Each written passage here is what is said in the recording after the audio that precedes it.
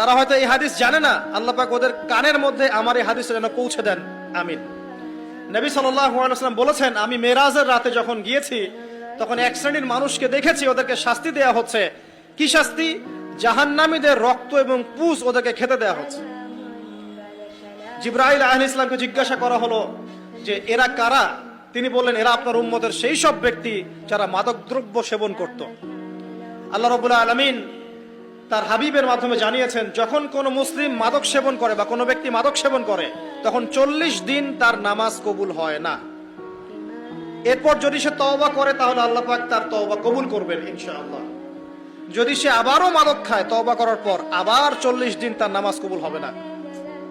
যদি সে আবার তওবা করে আল্লাহ পাক আবার তাকে মাফ করে দিবেন।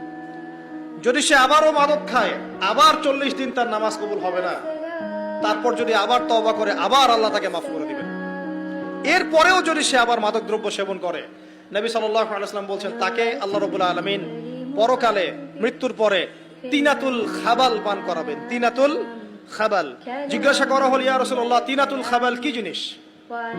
নবী সাল্লাল্লাহু আলাইহি ওয়াসাল্লাম উত্তর দিচ্ছেন, এটা হচ্ছে জাহান্নামীদের রক্ত, মাংস, এগুলো পুড়ে পচে যে রসটা বের হবে, এটা হচ্ছে তিনাতুল খাবাল।